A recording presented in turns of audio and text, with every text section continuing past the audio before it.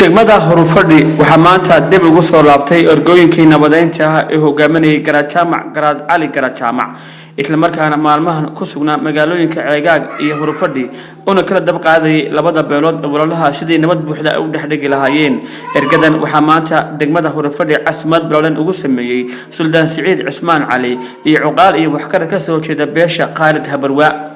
Garaad Jaamac Garaad Cali Garaad Jaamac oo warbaahinta la hadlay ayaana bulshada Soomaaliyeed ugu bishaareeyay in hawlihii Nabadaytu ay haatan meel fiican ay marayaan sidoo kale halkan waxa ka hadlay Garaad Jaamac Garaad Ismaaciil Ducaale iyo ugaas Maxamuud ugaas Cabdilaahi Ciise Nuur علي أرجع iyo bahda SBC iyo dhamaan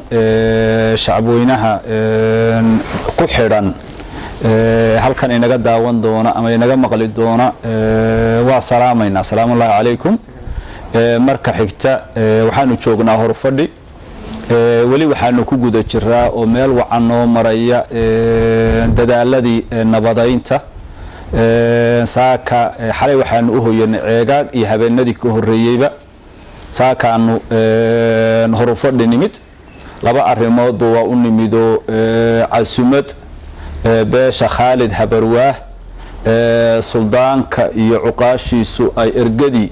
nabadda ku casuumeen oo ku marti qaadeen oo ku sharfeen waa u nimid hawlihii nabadgelyadana waa la xiriirtayo wacyigelin iyo warbixin iyo ilaahay haduu ku roon yahay processkii lagu jiray qaybtiisii hore dejinta iyo wacyigelinta ahayd yaanu ku guda jiraa wali waa noo soo gabagabo insha Allah tabaaraka wa taala wixii bari loo gaaro inaanu barnaamijka qorshaha ka gudubno oo u gudubno wajiyadii kale xabad joojinta iyo ciidamo kala rarista iyo hadda ciidamo isu dhow isu muuqdaa ma jireen kala xadeynta insha Allah taala iyo xaaje u gudubkii iyo gudiyadii arimaha qaabili lahaa insha Allah taala aanu ka gali lahayn reeraha in ay la magacaabo la isu keeno ay wada fariistaan insha Allah taala wajigaasaan u gudbi doonaa kadibna xaajadii iyo hawshu sidee u socon doonto iyo xilligeeda yaanu tilmaami doonaa hadii ay baydno waxaanu ugu bishaaraynaynaa dadkii danaynayay xaajadan dhagtu u taagnayd walwalka ka qabay ilaahay ma hadiya ka gaadhay maanta in arintii ay degan tahay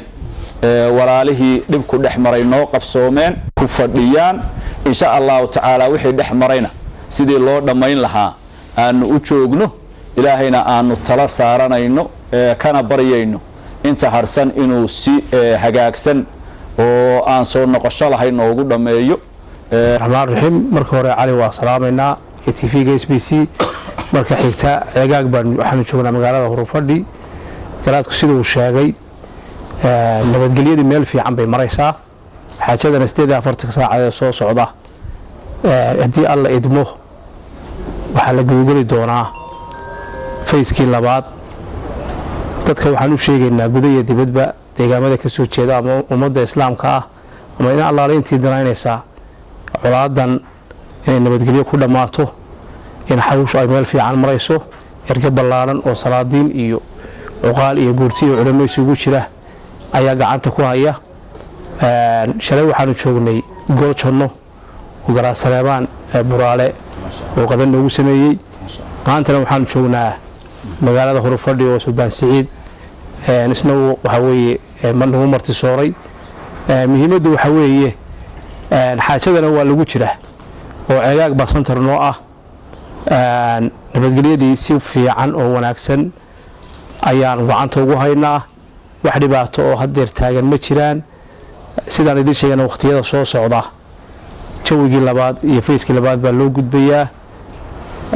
ummadda islaamka meel kasta joogto waxaan leenahay nabadgelyada wax dhaama ma jiraan cali daktar iyo TV-ga daawayaashiisa waa salaamanaa sidii ismada hore u sheegeen hawshii aanu halkan u nimi runtii aad iyo aad bay ugu wanaagsan tahay labadii beeleed ee walaalaha ahaa ee shaydaanku ka dhex shaqeeyeen runtii iyaga isxakameeyay meel wanaagsan bayna waxa weeyaan hawshii ay dhigeen aduu ciidamo kala raristii iyo xabad joojintii iyo waxaasoo dhan way noo dhammaadeen sidii raggii horeba sheegeen gudiyadii uunba weeyaan waxna hadda la sugayo haddii alla idmo waxaana ku xigi doonta goobtii hawshu saasay insha allah noogu dhammaan doonta haddii ilaahay idmo dadka dibadda jooga iyo kuwa gudaha jooga ee naga maqanayna daawan doonana waxaan rajaynaynaa insha allah wixii hawshan wax ka qaban karo ama taleefon ha noqoto ama waxa weeye wacyigelin ha noqoto weliba culimada iyo ragale iyo dadka deegaanka soo jooga qurbo joogtoodaba waa looga baahan yahay inay hawsha ay